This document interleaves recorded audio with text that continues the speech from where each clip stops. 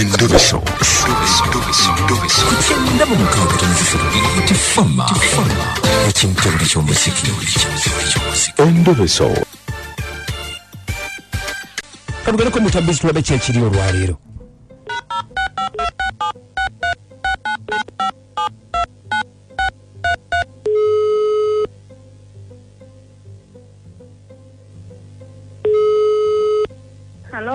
Halo nyabu.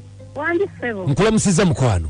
Kale sebo. Bamutabani tabukoza kadi mana manja ne kabogozo oli ku Beat FM ekintabuli ky'omuziki Mutabani wa beat. Twogerako nani? Bannange nze Faith bannange nga neyanziza okunkubirako bannange. Aha, Faith mutawaana ati.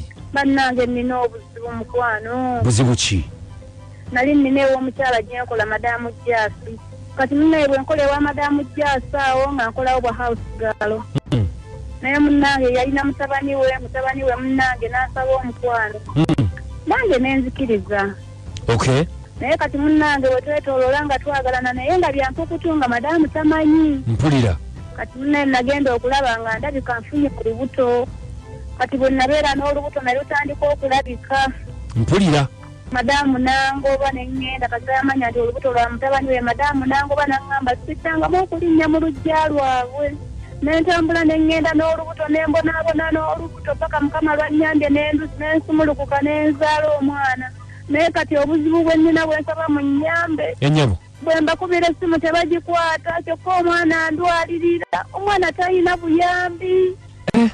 Ate nga newaffe taata wange ngamba nti nno omwana mutwale gye namuzaala sisobola genda wa Madamu Jasi sisobola mufeesinga bannange mpulira nkooyo okubonaabona. Kati bwentyo bwendeeno bwe mbonaabona kyokka ndowooza okuddayo sisobola genda mu luggya lwabwe Madamu yangoba bubi nnyo. Yansuulira ebyange ebweru naŋŋamba genda oba lwakuba nali mukozi nga nze nninga atali muntu. Neŋŋenda ne mbonaabona n'olubuto paka Mukama lwe yannyamba lwe naluzaala.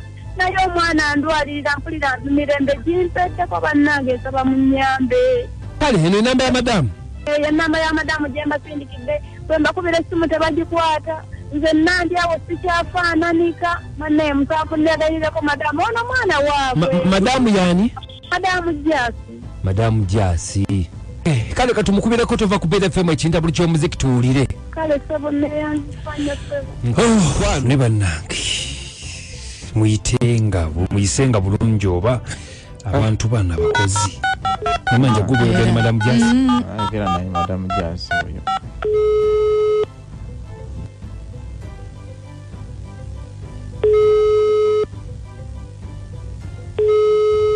Hello. Osibye otanyabo. Hello. Osibye otanyabo. Jetu nyabo no Madamu Jasi. Kakati Madamu ompulirawo. Madamu Jasi. Kati ompulira bulungi. Okay, bamusabye tabukoza kadi manna manja ne kabogozo oli ku Beat FM ekintabuli ky'omuziki Madamu. Kakati Madamu. Waliwo omuwala eyakoleranga ewe gwe bayita Faith. Faith ono wange. Ye Faith yazaala omwana mutabani wo. Kolindeko kati. Madamu.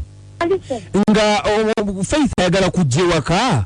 Aleeta omwana kyekyuka kyayagala muzzukulu wo. Mpozi ng'eriyo Faith omulala naye atali omukozi. Faith yennyini nyabo yatutumye embeera emubijjiridde ate alina omwana ate omwana nga wammwe musaayi gwammwe kyava ayagala amuzze. Ekintu kino kiri kiti omukazi Faith oyo kwasidde namuyita muwala kubanga mukazi mukulu akola byonna abitegera sigamba nti yali nsobi oba yali sitaani gwe beekwasa nti nesibe.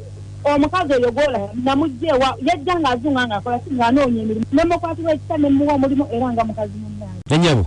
Nentandika mukozesa awatali mu mutima mubi nga musasula bulungi nga muliisa nga musuza nga ne bwagamba nti ogenda okulaakubaza ddebe ku ssente zitali ngenda kumusaala nti oba nyina ekintu kimugambe nti waba oba ova ewammwe ondeetereyo kino. Omuwala oyo ng'afuna olubuto. Bw'afuna olubuto mu kutoka naseka neneekinya n'enyamba yannange ono omuntu afunidde wano olubuto sirwali banga lwabasengera bw'omanyi. Ennange nga nsuuza muwala mukazi munnange sina muwala kwa mukazi munnange gwe naggalya mu kisenge ne mubuuza lwaki tombulira amazima. Kuba nze nkuyamba mu bintu bingi nakino kisobola okukimaliriza. Omukazi oyo ng'akantemanga olubuto nga bwe muka mutabani wange Brian. Wangi?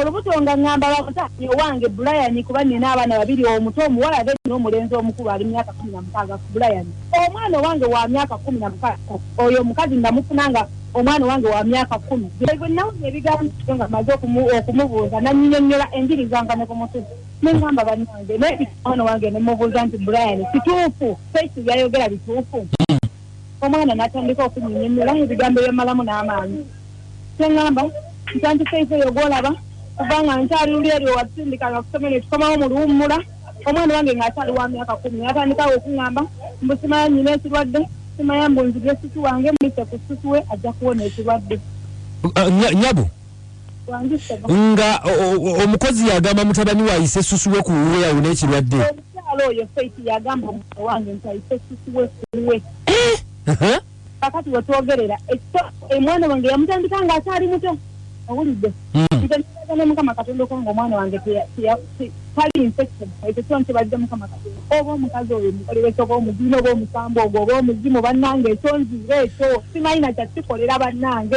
kakati madamu omwana walina emyaka emeka saawa zino emyaka 16 ekikazi kiwezezza emyaka 25 ekikazi kikulu ekikazi bannange mukama katonda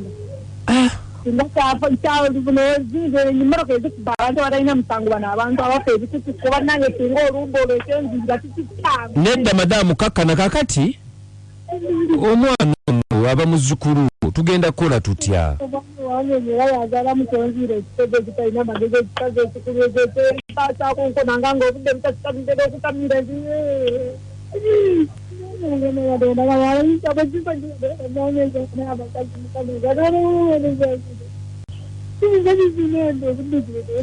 Okay, kale madamu tusonyiwemu bazayi katumujjeko naki olabye n'ebizibu naye ate ne Faith alimba no yandibadde ayogererawo nti yakola ensobi so si kututandika kutulimbalimba wano nyabo nga omukozi yagamba mutabani wa Ayise susu we kuwe yawona ekirwadde omukyalo oyo Faith yagamba omwana wange nti Ayise susu we kuwe kakati wetwogerera omwana wange yamutandika ng'akyali muto awulidde ne mukama katonda okonga omwana wange tali infection ekyo kyo nti bajja mukama katonda oba omukazi oyo mukolewesa oba omuzimu oba omusambo ogwo oba omuzimu bannange ekyo nziire ekyo simayina kyakikolera bannange kakati madamu omwana walina emyaka emeka saawa zino emyaka 16 ekikazi kiwezezza emyaka 25 ekikazi kikulu ekikazi bannange mukama katonda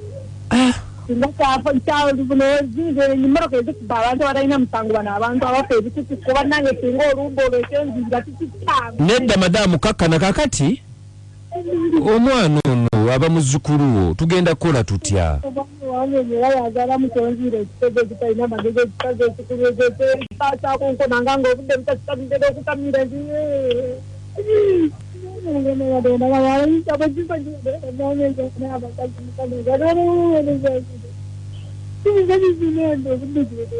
Okay, kale madamu tusonyiwemu bazayi katumujjeko naki olabye n'ebizibu naye ate ne Faith alimba no yandibadde ayogererawo nti yakola ensobi so si kututandika kutulimbalimba wano